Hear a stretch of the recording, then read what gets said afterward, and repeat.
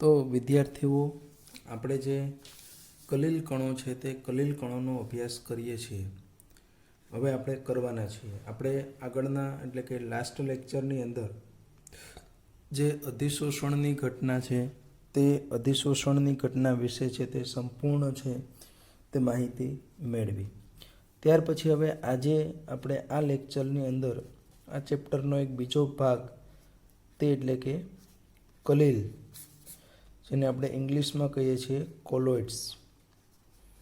આ જે કોલોઇડ છે તેના વિશે અત્યારે આપણે છે તે ભણીશું.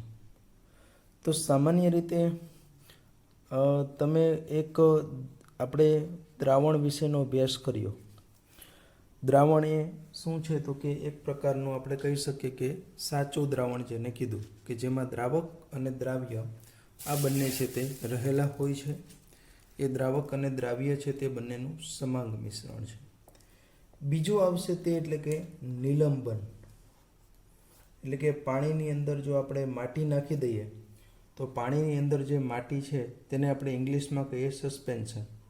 તો કે રેતી અને પાણીને હલાવીએ તો તમે એને રાખી મૂકશો તો થોડીવાર પછી તેમાં જે માટીના કણો રહેલા છે તે માટીના કણો છે તે શું થશે તો કે પાણીની અંદર છે તે તળિયે બેસી જશે. તો એને આપણે કહીએ છીએ નિલંબન. પરંતુ આ નિલંબન અને દ્રાવણો છે આ બંનેની વચ્ચેની એક પરિસ્થિતિ છે અને તે બંનેની વચ્ચેની પરિસ્થિતિ તેને આપણે કહીએ છીએ કલીલ. એટલે આમ જોવા જઈએ તો આ ત્રણ જે છે દ્રાવણ, કલીલ અને નિલંબન, આ ત્રણની અંદર આપણે જોવા જઈએ તો જે મુખ્ય એમનો જે તફાવત છે તે મુખ્ય એનો તફાવત શું હશે તો કે એમનો મુખ્ય તફાવત એ છે કે એમાં રહેલા જે કણો છે તે કણો છે તેનું કદ જે છે તેનો મુખ્ય ફેરફાર છે. એટલે દ્રાવણ છે તે સમાંગ મિશ્રણ હોય છે. એ આપણને એમના ઘટકો છે તે સમાંગ રીતે એની અંદર વહેંચાયેલા હોય છે. નિલંબનની અંદર તમે સ્પષ્ટ બંને ઘટકોને અલગ જોઈ શકો છો. માટીના કણો છે, પાણી છે તેને, અને તે નીચે તળિયે બેસી જાય છે. અને આ બંનેની વચ્ચેની એક પરિસ્થિતિ મેં કીધું કલીલ જે છે તે એક પ્રકારની કેવી છે તો કે કલીલ છે તે એક પ્રકારની વિષમાંગ પ્રણાલી છે. બરાબર, તે સમાંગ નથી. પરંતુ નિલંબનની જેમ કલીલમાં બંને ઘટકો છૂટા પડી જતા નથી અને છૂટા પડીને તે સેટલ ડાઉન જેને આપણે કહી શકીએ તે સેટલ ડાઉન થતા નથી કલીલની અંદર છે તે. તો આ રીતનું એની અંદર આપણે જોઈએ તો સામાન્ય રીતે જે દ્રાવણો છે તે દ્રાવણોમાં રહેલા જે કદ છે તે કેવા હોય, દ્રાવ્યનું કદ છે તે નાનું હોય છે. એટલે કે નાના કદના જે છે તે નાના કદના દ્રાવ્ય કણો જે છે તેની અંદર છે તે આવેલા હોય છે. જ્યારે આપણે કલીલ જે છે તે કલીલની અંદર એમના જે કણો છે તે તેમના કણોની જે સાઇઝ છે એટલે કે એમનું જે કદ છે તે કેવું હોય છે તો કે આમના કરતાં છે તે વધારે હોય છે. બરાબર, એમના કરતાં એમનું જે છે તે કદ કે સાઇઝ છે તે વધારે હોય છે. એટલે આપણે બીજી રીતે કેવું હોય તો એની અંદર કેવા હોય છે તો કે મોટા મેક્રોમોલિક્યુલ્સ, જેને આપણે ગુજરાતીમાં કહીએ છીએ બૃહદ અણુઓ જે છે, અથવા તો બૃહદ અણુઓ એટલે કે જે આપણા પ્રોટીન છે, તો ઘણા બધા સંશ્લેષિત પોલિમર, આ કુદરતી પોલિમર છે. બીજા પણ કોઈ સંશ્લેષિત પોલિમર નાયલોન છે, આ બધા જે છે તેમાં બૃહદ અણુઓ જે છે તે બૃહદ અણુઓ છે તે કલીલ છે તેની અંદર છે તે આવેલા હોય છે. અથવા તો ઘણી વખત એની અંદર શું હોય છે કોઈ એક અણુ હોવાને બદલે એમાં રહેલા અણુ આયન કે પરમાણુ છે તે અણુ આયન કે પછી પરમાણુ છે તેનો શું હોય છે એની અંદર છે તે તો કે એની અંદર છે તે આપણને સમુચ્ચય જે છે તે સમુચ્ચય છે તે જોવા મળે છે. એટલે આ રીતનું આપણે કલીલ કણોમાં આપણે કીધું કે એના જે મુખ્ય જે છે તે આપણા જે સામાન્ય દ્રાવણ હોય એના કરતાં મોટું કદ, પણ જે નિલંબન છે એમાં રહેલા જે કણો છે એ કણો કરતાં કલીલ કણોનું કદ છે તે કેવું હોય છે તો કે વધારે હોય છે. સામાન્ય રીતે આપણે જે કલીલ કણો જે છે તેનો વ્યાસ કેટલો હોય છે તો કે 1 થી 1000 નેનોમીટર, બરાબર. જો મીટરમાં વાત કરીએ તો 1 એટલે 10⁻⁹ નેનોમીટર એટલે 1 મીટરથી 1000 એટલે 10⁻⁶ થશે. આટલા મીટર જે છે, આટલા મીટરની રેન્જની અંદર એનો જે વ્યાસ છે એનો એટલે કોનો, તો કે આપણા જે કલીલ કણો જે છે તે કલીલ કણોનો, કલીલમાં રહેલા જે કણો છે તેનો વ્યાસ સામાન્ય રીતે છે તે આ રેન્જની અંદર આપણને જોવા મળે છે. તો અહીંયા આપણે કલીલ પ્રણાલી એકચ્યુઅલી શું છે તે આપણે જોયું. બીજું એક મહત્વની વસ્તુ અહીંયા મારે કહેવી છે કે જેમ દ્રાવણની અંદર જે છે દ્રાવક અને દ્રાવ્ય હોય છે, બરાબર છે. દ્રાવણની અંદર શું હોય તો કે દ્રાવક અને દ્રાવ્ય છે. તેમ અહીંયા જે કલીલ છે તે કલીલની અંદર પણ આપણે એના જે બે ભાગ છે તે દર્શાવીએ છીએ. દ્રાવક જે છે તેને આપણે એ મુજબનું જે અહીંયા ઘટક છે તે ઘટકને આપણે કહીએ છીએ પરિક્ષેપણ માધ્યમ, બરાબર. એને આપણે કહીએ છીએ પરિક્ષેપણ માધ્યમ. અને જે દ્રાવ્ય છે તેને અનુરૂપ છે તેને આપણે કહીએ છીએ પરિક્ષેપિત કલા, બરાબર. તેને આપણે કહીએ છીએ પરિક્ષેપિત કલા. તો આ રીતે આની અંદર પરિક્ષેપણ માધ્યમ અને પરિક્ષેપિત કલા જે છે તે બંને, એટલે જેનું પ્રમાણ વધારે છે તેને આપણે દ્રાવક કહીએ, તેમ કલીલમાં જે માધ્યમ સ્વરૂપે હોય છે તેને આપણે કહીએ કે ડિસ્પર્સ્ડ ફેજ ઇંગ્લિશમાં કહીએ, એટલે કે પરિક્ષેપણ માધ્યમ. અને જેમ દ્રાવણમાં દ્રાવ્ય છે કે જેનું પ્રમાણ ઓછું હોય છે તેને આપણે કહીએ છીએ ડિસ્પર્સ અહીંયા મીડિયમ અને ડિસ્પર્સ મીડિયમ અને ડિસ્પર્સ ફેજ, એટલે કે પરિક્ષેપિત કલા જે છે તે આપણે કહીએ છીએ. તો આ કલીલની આપણે જે સામાન્ય સમજૂતી છે તે અહીંયા જોઈ. હવે આપણે આપણા જે આ કલીલ કણો છે તે કલીલ કણોનું શું કરવાનું છે તો કે આ કલીલ કણોનું જે વર્ગીકરણ છે તે આપણે સમજવા માટેનો પ્રયત્ન કરીએ. તો અહીંયા હું ટાઇટલ આપીશ કે આપણા જે કલીલ છે તે કલીલનું શું કરવાનું છે તો કે વર્ગીકરણ કરવાનું છે. તો હવે આ જે કલીલ છે કે જેનું આપણે વર્ગીકરણ કરવાનું છે એની અંદર મુખ્ય આપણે 3 વર્ગની અંદર જે છે તેને આપણે વર્ગીકૃત કરી શકીએ છીએ. એમાંનો જે પ્રથમ વર્ગ એટલે કે જે આપણી પરિક્ષેપિત કલા અને આપણું જે પરિક્ષેપણ માધ્યમ જે છે, પરિક્ષેપિત કલા અને પરિક્ષેપણ માધ્યમ છે તે માધ્યમની ભૌતિક અવસ્થા ઉપર એક એનું છે તે વર્ગીકરણ આપણે એ બંનેની ભૌતિક અવસ્થા ઉપર કરીએ છીએ. બીજો આપણો એનો પ્રકાર છે તે આ બંને વચ્ચે એટલે કે પરિક્ષેપિત કલા અને પરિક્ષેપિત માધ્યમ વચ્ચેની જે આંતરક્રિયાઓ છે એટલે કે જેને આપણે કહીએ છીએ જે પારસ્પરિક ક્રિયાઓ કહીએ છીએ તે ક્રિયાના, તે પારસ્પરિક ક્રિયાના તેના ઉપર તો કે સ્વભાવ ઉપર આધારિત છે. તે પારસ્પરિક ક્રિયાના સ્વભાવ ઉપર આધારિત છે. અને ત્રીજું છે તે પરિક્ષેપિત માત્ર કલા, એ કલાના કણોના પ્રકાર ઉપર આધારિત છે, બરાબર. તો આ 3 પ્રકારે આપણે અહીંયા કલીલ કણોનું જે વર્ગીકરણ છે તે જોવાનું છે. એમાં પહેલો પ્રકાર આપણે કીધું તે મુજબ પરિક્ષેપિત કલા અને પરિક્ષેપિત માધ્યમ છે તે ઘન પ્રવાહી વાયુ એની કઈ ભૌતિક સ્થિતિ છે તેને આધારે.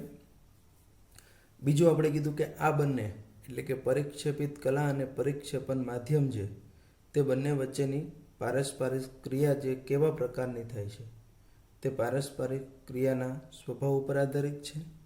અને ત્રીજું એમાં જે પરિક્ષેપિત કલાના જે કણો છે તે કણો કેવા પ્રકારના છે, તે કણો કેવા પ્રકારના છે તેને આધારે આપણે એનું વર્ગીકરણ કરી શકીએ છીએ. એમાંથી અહીંયા આપણે સૌ પ્રથમ છે તે જે ભૌતિક સ્થિતિ બંનેની છે તે ભૌતિક સ્થિતિને આધારે અહીંયા વર્ગીકરણ છે તે આપણે સમજવાનું છે. તો ભૌતિક સ્થિતિને આધારે જો આપણે એનું વર્ગીકરણ સમજવું હશે તો અહીંયા આપણે જુદા જુદા એક્ઝામ્પલ લઈ અને આપણે સમજીશું. તો ભૌતિક સ્થિતિ આપણે કહીએ કે તે મુજબ પરિક્ષેપણ કલા અને માધ્યમ ત્રણની એટલે કે બંનેની ત્રણ સ્થિતિ પોસિબલ હોય. ઘન પ્રવાહી વાયુ, ઘન પ્રવાહી વાયુ, એટલે એમ જોવા જઈએ તો 9 પ્રકાર થાય. પણ જો વાયુમાં જે કલિલ હોય એટલે કે બે વાયુઓ હંમેશા કેવા હોય છે તો કે મિશ્રિત હોય છે. એટલે એમની વચ્ચે છે તે આપણને આંતરપૃષ્ઠ જોવા મળશે નહીં. એટલે આ પ્રકારનો એટલે બીજી રીતે કેવું હોય તો એમાં હંમેશા સમાંગ પ્રણાલી છે તે જ આપણને મળશે. એની અંદરથી આપણને વિષમાંગ પ્રણાલી છે તે મળવાની રહેતી નથી. અને વિષમાંગ પ્રણાલી છે તે એની અંદર નથી મળતી એટલા માટે આપણે એને કહેશું કે તે આપણું છે તે જોવા મળતું નથી, કલિલ છે તે. એટલે અહીંયા હવે આપણી પાસે કુલ 8 જે છે તે 8 પ્રકાર જે છે તે આપણને જોવા મળશે. તો અહીંયા હું એના માટે લઉં છું, એક એક આપણે લઈએ. ટેબલ ફોર્મની અંદર જો લઈએ તો અહીંયા હું લઈશ આપણું જે પરિક્ષેપિત કલા જે છે તેની ભૌતિક સ્થિતિ, આ બાજુ જે માધ્યમ છે તેની ભૌતિક સ્થિતિ, પછી એક કલિલ છે તે કયા પ્રકાર છે એટલે કે કલિલનો પ્રકાર, અમુક એને ચોક્કસ પ્રકાર આપણે નામ આપીએ છીએ કે, અને ત્યાર પછી આપણે જોઈશું તે ઉદાહરણ. તો આની અંદર જો હું ફર્સ્ટ લઈશ તો ધારો કે પરિક્ષેપિત કલા હું પહેલાં 3 ઘન લઈ લઈશ અને માધ્યમ પણ ઘન લઈ લઉં, એટલે કે બંને છે તે આપણું ઘન છે. તો આવા કિસ્સામાં એને આપણે કહીએ છીએ ઘન સોલ. બરાબર, એને આપણે શું કહીએ છીએ તો કે એને આપણે કહીએ છીએ ઘન સોલ. અને ઘન સોલનું ઉદાહરણ છે તે રંગીન કાચ, બીજું અગત્યનું છે તે જેમસ્ટોન. બરાબર છે, જેમસ્ટોન. તો આ બધા જે છે તે ઘનનું ઉદાહરણ છે. સેકન્ડ એક્ઝામ્પલની અંદર જો આપણે જોવા જઈએ તો બીજું આપણું જે છે તે એટલે એમાં પરિક્ષેપિત કલા તો હું ઘન જ લઈશ, પણ માધ્યમ અહીંયા ઘનને બદલે શું લખીશ તો કે પ્રવાહી, એટલે કે ઘન પ્રવાહી. તો ઘન પ્રવાહીમાં તેને આપણે માત્ર સોલ કહેશું અને તેનું ઉદાહરણ છે તે રંગ. પાણી રંગ હોય તેની અંદર, પાણીની અંદર માધ્યમ એટલે મુખ્ય છે, પ્રવાહી એની અંદર ઘન એટલે રંગના કણો હોય છે. રંગ અને કોષ દ્રવ્ય, તમે જાણો છો કે કોષ દ્રવ્ય આપણું છે તેમાં પાણીની અંદર જુદી જુદી કોશિકાઓ, રિબોઝોમ્સ, આ બધું જે છે તે એની અંદર રહેલું હોય છે. એટલે આપણે એને કહીએ છીએ રંગ. અને આ જે કોષ દ્રવ્યો છે તે કોષ દ્રવ્યો છે તે આપણે આના ઉપર છે તે આધારિત, અથવા તો આપણે કહી શકીએ કે તે એના ઉદાહરણો છે. ત્રીજામાં આપણે લેવું છે, આ પણ ઘન પરિક્ષેપિત કલા લઈએ, પણ માધ્યમ છે તે ઘનને બદલે આપણે કેવું લેશું તો કે વાયુ લઈએ છીએ. તો એટલે ઇન શોર્ટ થયું તે એટલે વાયુમાં ઘન. તો વાયુમાં ઘન જેને આપણે કહીએ છીએ એરોસોલ, એને આપણે શું કહીશું તો કે એરોસોલ. અને એરોસોલની અંદર આવે છે તે એટલે ધુમાડો એટલે એમાં વાયુ છે અને એમાં અમુક રજકણો રહેલા છે. અને ધૂળ એટલે પણ એક પ્રકારનો પવન છે. એની અંદર છે તે આપણે માટીના કણો જો આવેલા હોય તો તેને આપણે કહીએ છીએ ધૂળ. તો એ પણ ઘન વાયુ પ્રકારની જે પ્રણાલી છે તે ઘન વાયુ પ્રકારની પ્રણાલી છે તે આપણને જોવા મળશે. ત્યાર પછી ફોર્થ એક્ઝામ્પલ જો હું લઈશ તો હવે આપણે પરિક્ષેપિત કલા જે ઘન હતી તેના બધા ઉદાહરણ જોઈ લીધા. હવે આપણે પરિક્ષેપિત કલા છે તે કેવી લેશું તો કે પ્રવાહી લેવાની છે. અને માધ્યમ અહીંયા છે તે આપણે કેવું લઈએ છીએ તો કે ઘન. પ્રવાહી ઘન થયું, અહીંયા ઊંધું થઈ ગયું આના કરતાં છે તે. ઘનમાં પ્રવાહી છે તે આપણને જોવા મળ્યું અને એને આપણે કહીએ છીએ જેલ. બરાબર, અને જેલનું ઉદાહરણ આપણે જોયું છે ચીઝ, બટર, જેલી, તમે જુઓ આ ઘટ વધારે છે, બરાબર છે. ચીઝ, બટર, જેલી આ બધું જે છે તે એની અંદર આવશે, જેલની અંદર છે તે આવશે. ત્યાર પછી 5th એક્ઝામ્પલ આપણે લેવું છે. તેમાં પણ આપણે પ્રવાહી પણ અહીંયા છે તે બંને પ્રવાહી આપણે લેવાના છે. પણ હંમેશા યાદ રાખો કે આ બંને પ્રવાહી કેવા હોવા જોઈએ, તો કે આ બંને પ્રવાહી છે તે અમિશ્રિત હોવા જોઈએ, જેને આપણે કહીએ છીએ દાખલા તરીકે તેલ અને પાણી. તો આ બંને પ્રવાહીઓ પણ કેવા છે? અમિશ્રિત છે, જેને આપણે કહીએ છીએ પાયસ અથવા તો કહીએ છીએ ઇમલ્જન. બરાબર છે. પાયસ અથવા તો આપણે શું કહીએ છીએ એને? તો કે ઇમલ્જન કહીએ છીએ. એનું એક્ઝામ્પલ આપણે ખૂબ જ જાણીતા, તો કે દૂધ એટલે ચરબી પણ પ્રવાહી, પાણી પણ પ્રવાહી. પછી હેર ક્રીમ, એમાં પણ બંને પ્રવાહી હોય છે. માખણ, તો એ માખણ છે તે પણ એમ જોવા જઈએ તો બંને પ્રવાહી સ્વરૂપે જેની અંદર રહેલું હોય છે. ગરમ કરો ત્યારે ખબર પડશે કે એમાં પાણી અને તૈલી પદાર્થ હોય છે. ત્યાર પછી આપણે જો 6th નંબર ઉપર જોઈએ તો આપણે એ પ્રવાહી જ લેવાનું છે, પણ આ આપણે લેશું વાયુ. અને વાયુ આવ્યું એટલે આપણે એને લેશું એરોસોલ. અને એ એરોસોલનું ઉદાહરણ છે તે એટલે ધુમ્મસ, ધૂમ્ર, પછી વાદળ છે તે પણ આનું ઉદાહરણ આવશે. વાદળમાં શું હોય છે? તો કે વાયુની અંદર જે ભેજના કણો રહેલા છે, પાણી, ભેજ, તો એક પ્રકારનું વાદળ પણ એ છે. ત્યાર પછી જંતુનાશક સ્પ્રે આપણે ઉમેરીએ છીએ, તો આ જંતુનાશક સ્પ્રે જે છે આપણો, તે પણ આપણે કહી શકીએ કે એનું ઉદાહરણ છે. ત્યાર પછી આપણે 4th જોવું છે. 7 એટલે કે આ પ્રવાહી પૂરું થઈ ગયું. હવે આપણે જોવાનું છે તે વાયુ, અને આને આપણે લઈએ છીએ ઘન. તો ઘનમાં વાયુ થયું, જેને આપણે કહીશું ઘનસોલ. એનો ઉદાહરણ છે તે પ્યુમિસ પથ્થર. પ્યુમિસ પથ્થર એટલે જે તરતો હોય ને તેવો પથ્થર કાણાવાળો હોય છે. કાણામાં વાયુ હોય, પથ્થર ઘન સ્વરૂપે હોય છે. પછી ફોમ રબર, આ બધા છે તે એમના ઉદાહરણો છે તે આપણને જોવા મળે છે. ત્યાર પછી લાસ્ટ આપણું છે તે એટલે કે વાયુ અને પ્રવાહી. આ વાયુ છે, આ આપણું છે તે પ્રવાહી છે, જેને આપણે કહીએ છીએ એ શેના તરીકે જાણીતું છે? તો કે ફીણ તરીકે જાણીતું છે. જેમાં આપણે આવે છે તે whipped સ્કીમ, સાબુનું ફીણ, આ બધું જે છે તેને આપણે કેમાં ધ્યાનમાં લઈએ છીએ? તો કે ઘન સોલ જે છે તે ઘન સોલની અંદર આપણે એને ધ્યાનમાં લઈએ છીએ. તો આ કુલ 8 પ્રકારના જે ભૌતિક સ્થિતિને આધારે આપણને જે 8 પ્રકારના છે તે 8 પ્રકારના કલીલો જે છે તે જોવા મળે છે.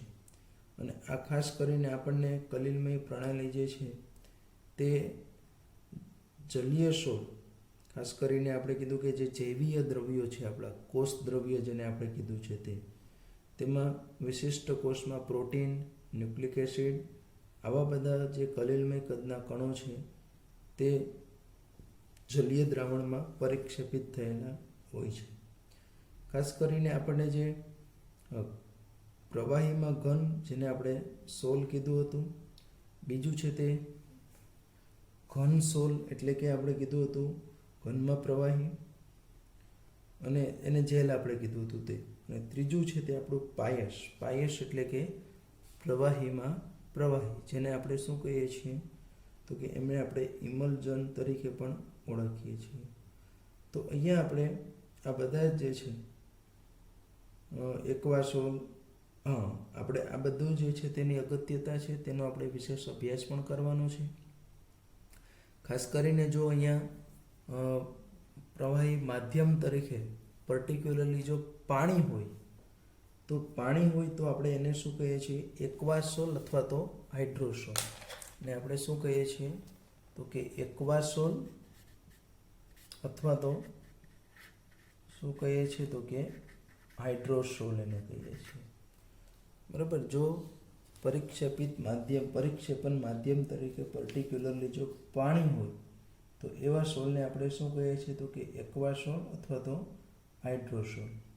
અને જો પરિક્ષેપણ માધ્યમ તરીકે આલ્કોહોલ હોય તો એને આપણે શું કહીએ છીએ? આ વિશિષ્ટ નામ છે. બરાબર. તો એને આપણે શું કહીએ છીએ? તો કે એને કહીએ છીએ આલ્કોસોલ. બરાબર. એને આપણે કહીએ છીએ આલ્કોસોલ. તો આ પ્રકારના વિશિષ્ટ નામ ધરાવતા જે છે તે પણ આપણને મળી આવતા હોય છે. તો અહીંયા જે આપણું આ સમગ્ર વર્ગીકરણ જે હતું તે સમગ્ર વર્ગીકરણ કોને આધારે હતું? તો કે કલિલમય કણોના ભૌતિક સ્થિતિ, પરિક્ષેપણ માધ્યમ અને પરિક્ષેપિત કલા આપણી જે છે તેની ભૌતિક સ્થિતિ પર આધારિત આ સમગ્ર વર્ગીકરણ હતું. ત્યાર પછી હવે આપણે આગળ જવું છે. તેમાં આપણે જોઈએ તો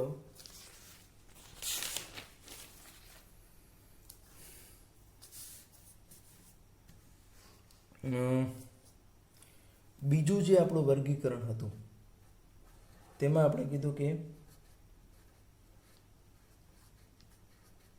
પરિક્ષેપણ માધ્યમ અને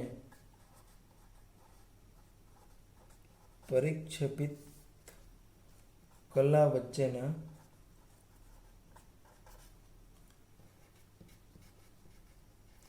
પારસ્પરિક ક્રિયાના સ્વભાવ પર આધારિત વર્ગીકરણ. બરાબર.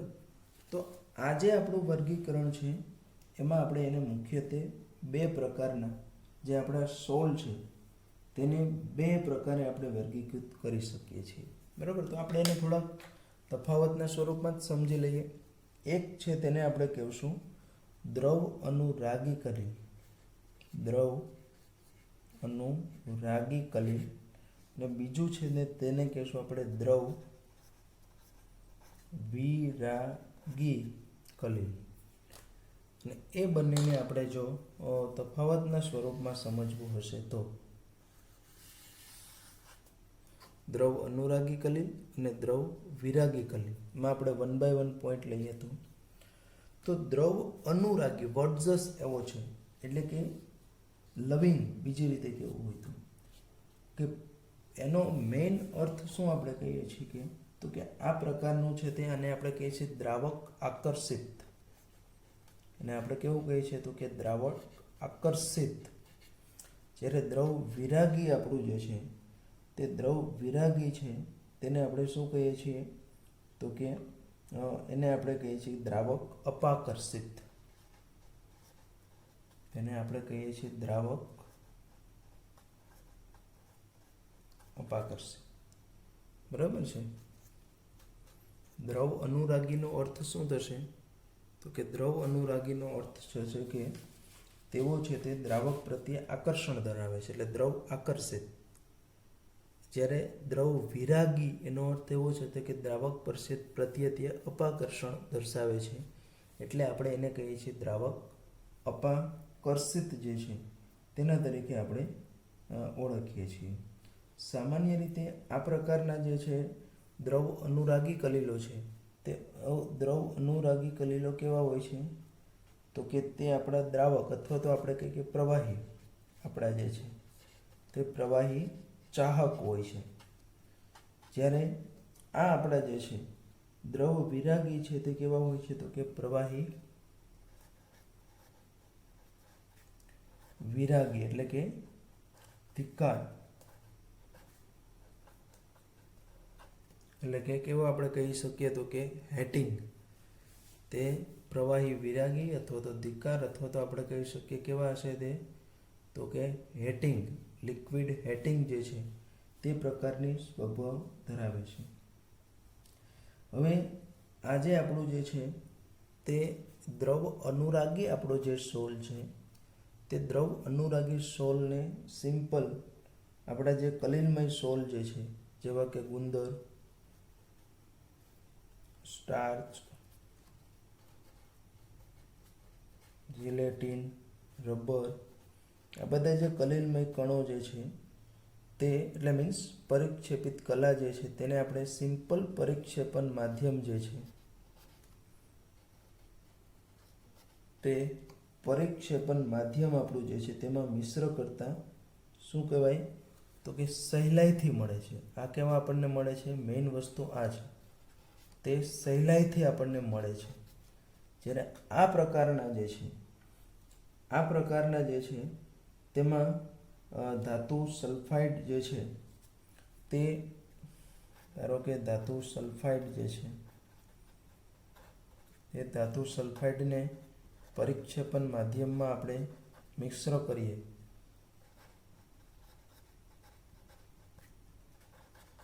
મિશ્ર કરતા શું થાય છે તો કે એમને મિશ્ર કરતા આપણને સરળતાથી બનાવી શકતા નથી, અથવા તો સરળતાથી આ છે તે બનતા નથી.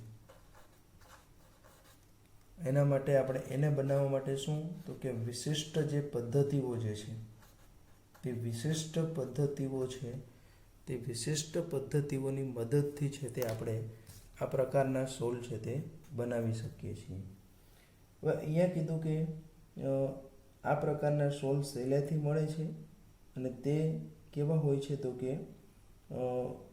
મહત્ત્વની વસ્તુ એ છે કે જો અહીંયા આ પ્રકારના સોલમાં જો આપણે એમાંથી એનું બાષ્પીભવન કરીને કે કોઈ બીજી રીતે પરિક્ષેપણ માધ્યમ દૂર કરીએ અને ફરી પાછું એની અંદર મિશ્ર કરવામાં આવે તો ફરી પાછો આ સોલ મળી આવે છે.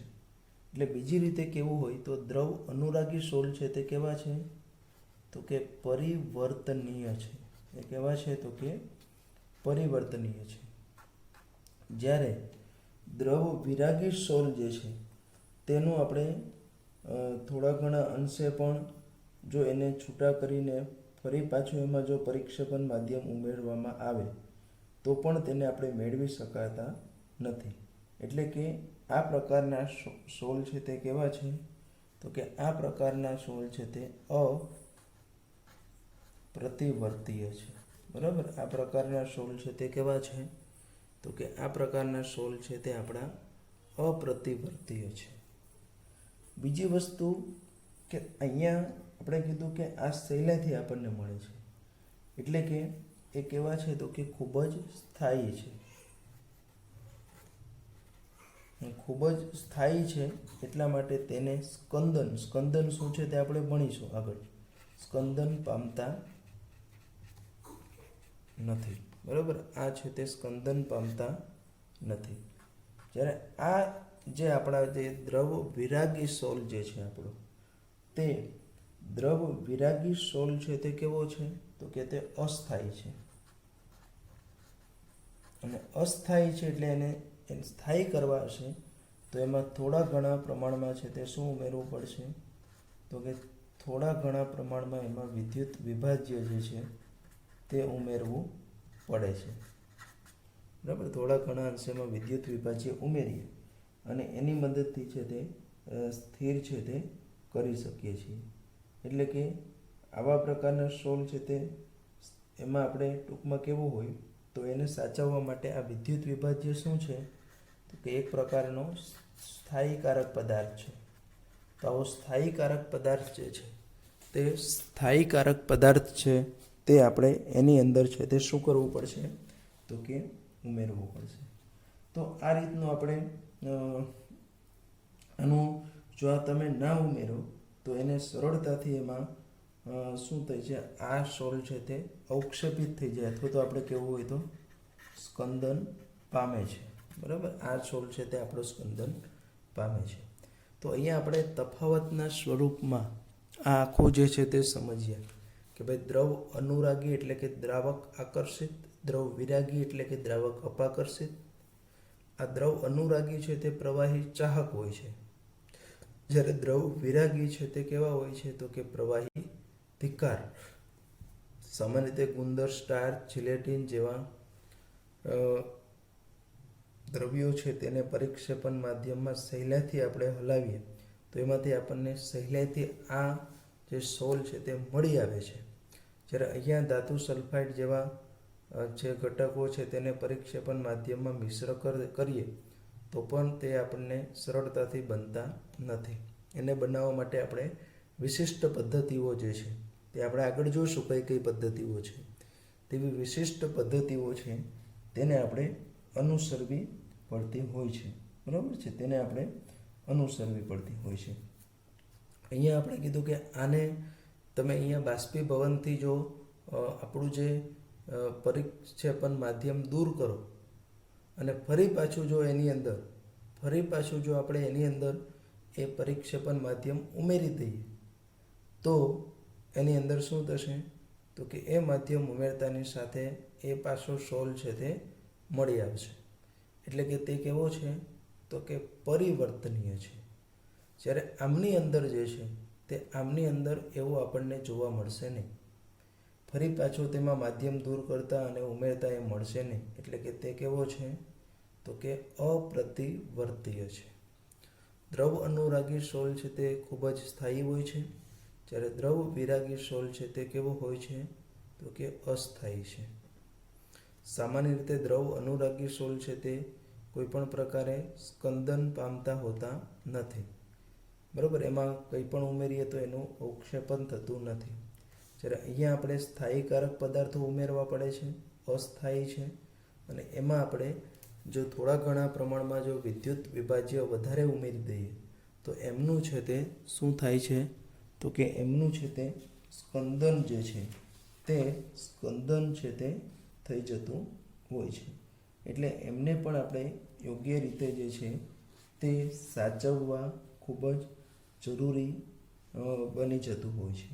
ત્યાર પછી આપણે જે ત્રીજો આપણો પ્રકાર છે તે ત્રીજા પ્રકાર તરફ આગળ વધીએ તો થર્ડ આપણું જે ક્લાસિફિકેશન છે તેમાં આપણે કીધું હતું કે જે પરિક્ષેપિત કલા જે છે તે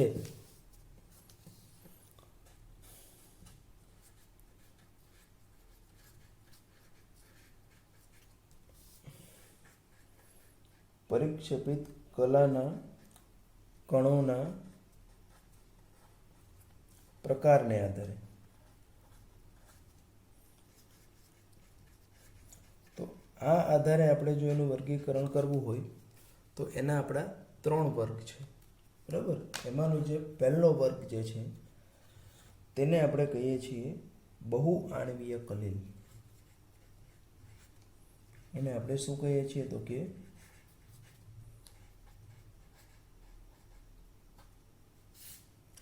તો આજે આપણો બહુઆણવીય કલિલ જે છે તે બહુઆણવીય કલિલ એ વર્ડ્સ જ એવો છે કે ઘણી વખત એવું થાય કે પદાર્થના અમુક કણો છે તે કદમાં નાના હોય છે.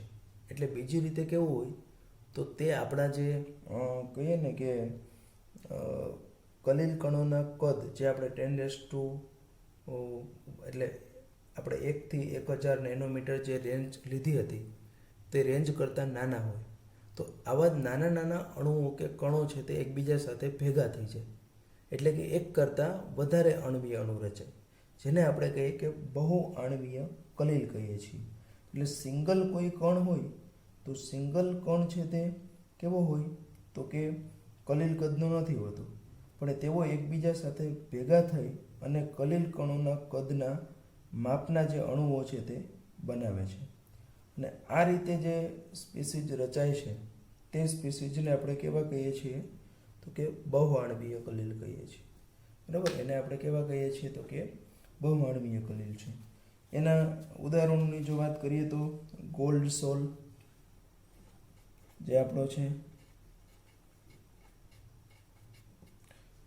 એવી જ રીતનો આપણો જે સલ્ફરનો જે છે તે એટલે કે સલ્ફર સોલમાં 1000 અથવા તો વધારે S8. બરાબર છે, આ S8 એટલે જેને આપણે કહીએ છીએ સલ્ફર સોલ.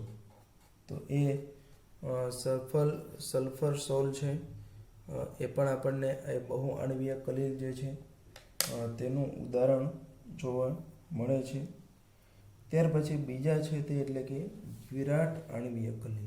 બીજો જે પ્રકાર છે તે એટલે કેવો છે તો કે વિરાટ આણ્વીય કલિલ. એટલે અહીંયા આપણે કીધું હતું કે એક કરતાં વધારે અણુઓ છે તે ભેગા થઈ અને આપણું જે સોલનું જે કદ છે તે સોલના કદમાં રૂપાંતરિત થાય એટલે આપણે એને બહુઆણ્વીય કલિલ કીધું હતું. પણ બીજો આપણે કીધું તે રીતનું વિરાટ આણ્વીય કલિલ એટલે કે તેનો ઓલરેડી જે કદ છે તે ઓલરેડી કદ જે છે તે આપણે વિરાટ એટલે કે મોટું હોય અથવા તો આપણે કેવું હોય તો કલિલ કણો જે આપણા છે તે કલિલ કણોનું જે કદ હોય તે કદના ગાળામાં હોય છે. ખાસ કરીને આપણે જોવા જઈએ તો કુદરતી રીતે મળતા જે વિરાટ અણુઓ છે તેમાં આપણે સ્ટાર્ચ, સેલ્યુલોજ, બરાબર છે, આ બધાને આપણે પ્રોટીન, ઉત્સેચકો,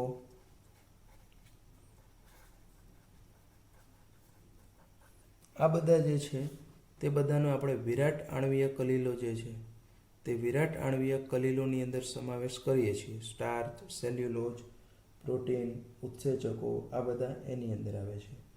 આ ઉપરાંત આપણે કહી શકીએ કે પોલિથીન, ત્યાર પછી આપણે નાયલોન,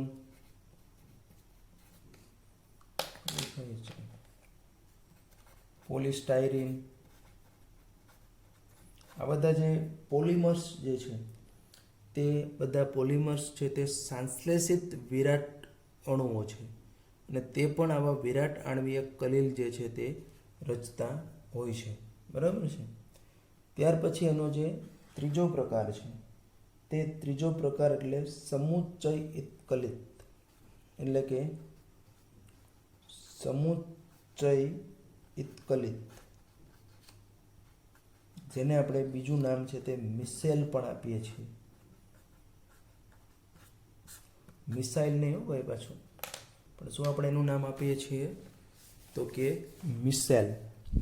તો આજે અહીંયા આપણું મિસેલ જે છે તે મિસેલની અંદર શું હોય છે તો કે ઘણી વખત એવું બને કે કેટલાક એવા પદાર્થો છે કે જે નીચી સાંદ્રતાએ, એની સાંદ્રતા જો નીચી હોય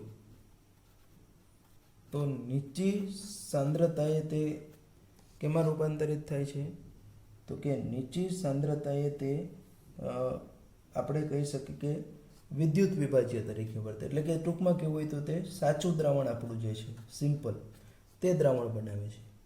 પરંતુ જો એની સાંદ્રતા ઊંચી લેવામાં આવે તો ઊંચી સાંદ્રતાએ તે કેમાં રૂપાંતરિત થાય છે તો કે ઊંચી સાંદ્રતાએ તે સમુચ્ચય રચનાને કારણે કેવી દર્શાવે છે તો કે કલિલમય રચના દર્શાવે છે.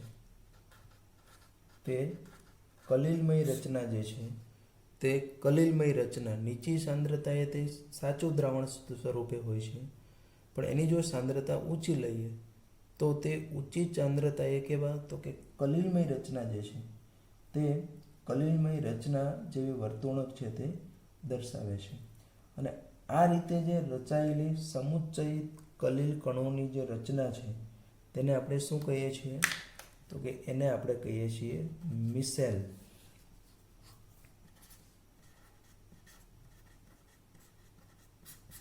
એને આપણે શું કહીએ છીએ તો કે મિસેલ રચના.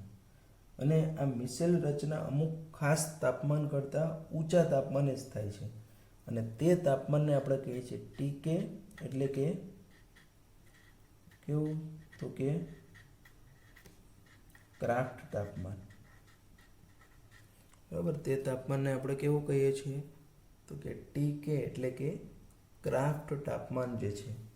એટલે આપણે શું કહીએ કે જે તાપમાન કરતાં ઊંચા તાપમાને મિસેલની રચના થાય તે તાપમાનને આપણે ક્રાફ્ટ કહીએ છીએ. એવી જ રીતનું અમુક ખાસ સાંદ્રતાથી ઊંચી સાંદ્રતાએ જે મિસેલ રચના રચાય છે તેને કહેવાય છે ક્રાંતિક મિસેલ સાંદ્રતા એટલે કે CMC ક્રિટિકલ મિસેલ કોન્સન્ટ્રેશન એટલે કે ક્રાંતિક મિશેલ સાંદ્રતા, બરાબર, તેને આપણે કહીએ છીએ CMC, એટલે કે ક્રાંતિક મિશેલ સાંદ્રતા, એટલે કે જે સાંદ્રતાથી ઊંચી સાંદ્રતાએ મિશેલની રચના થાય છે તેને આપણે કહીએ છીએ ક્રાંતિક મિશેલ સાંદ્રતા. સામાન્ય રીતે જો આને આપણે મંદ કરીએ, આ સમુચ્ચયિત કલિલ જે છે તે સમુચ્ચયિત કલિલને જો મંદ કરવામાં આવે તો પાછું એમાંથી શું બની જાય? સાચું દ્રાવણ. અને જો સાંદ્ર હોય તો અને તો જ એમાં રહેલા જે કણો છે તે એકબીજાની નજીક આવે, સમુચ્ચય રચે અને તે આ રીતનો સમુચ્ચયિત કલિલ, એટલે કે જેને આપણે મિશેલ કીધું છે, તે રચે. અને એના માટે અમુક તાપમાનથી ઊંચા તાપમાને જ રચાય તેને ક્રાફ્ટ તાપમાન, અમુક સાંદ્રતાથી ઊંચી સાંદ્રતાએ જ રચાય તેને આપણે ક્રાંતિક મિશેલ સાંદ્રતા કહીએ છીએ. તો આ રીતનું છે તે એની અંદર જોવા મળે. ખાસ કરીને આપણો સાબુ અને જે સાંશ્લેષિત ડિટર્જન્ટ જે છે તે આપણને આ પ્રકારના વર્ગમાં સમાવિષ્ટ કરીએ છીએ. અને સાબુ માટે CMCનું મૂલ્ય જે છે તે કેટલું હશે? તો કે સાબુ માટે તે 10⁻⁴ to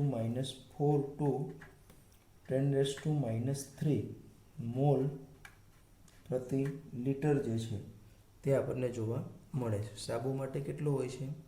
તો કે 10⁻⁴ થી 10⁻³ મોલ પ્રતિ લિટર જે છે તે આપણને CMC મૂલ્ય જે છે તે CMC મૂલ્ય મળે છે. સામાન્ય રીતે મિશેલ રચનામાં કેટલા હોય? તો કે 100 અથવા તો એના કરતાં પણ વધારે છે તે હોય છે. અને એની અંદર બંને ભાગ, આ મિશેલની અંદર છે તે બંને ભાગ હોય છે. આ હેડ છે, આ પૂંછડી છે. તેનું શીર્ષ જે છે તે શીર્ષ છે તે કેવું હોય? તો કે શીર્ષ છે તે આપણું ધ્રુવીય હોય. અને આ જે પૂંછડી જે છે તે પૂંછડી ભાગવાળો અધ્રુવીય છે. એટલે કે આ દ્રવ અનુરાગી છે, આ છે તે આપણો કેવો? તો કે દ્રવ વિરાગી ભાગ છે. એટલે આ બંનેને લીધે અહીંયા આપણા જે મેલના કણો છે તે દ્રવ અનુરાગી, આ શીર્ષ ભાગ જે છે તે પાણી સાથે આકર્ષણ ધરાવે સાબુની અંદર, અધ્રુવીય પૂંછડીવાળો ભાગ છે તે જે મેલના કણો હોય એની સાથે આકર્ષણ ધરાવે. કેટલા પણ આટલી સાંદ્રતાઓ તે જરૂરી છે. આના કરતાં નીચી સાંદ્રતાએ તે આપણું દ્રાવણ નથી બનતું, મીન્સ સાદું દ્રાવણ બની જાય છે એટલા માટે. અને ત્યારબાદ આ શીર્ષ અને ધ્રુવ આ રીતનો બંને છે તે ગોળા સ્વરૂપે, મિશેલ સ્વરૂપે છે તે મેલને દૂર કરે છે. તેમાં અત્યારે આપણે હવે બહુ ડિટેલ જવું નથી. તો આ રીતનું અહીંયા આપણે જે આપણા કલિલ કણો જે છે તે કલિલ કણોનું આપણે સંપૂર્ણ જે વર્ગીકરણ જે છે તે 3 તબક્કા, મીન્સ 3 પ્રકારે વર્ગીકરણ થાય.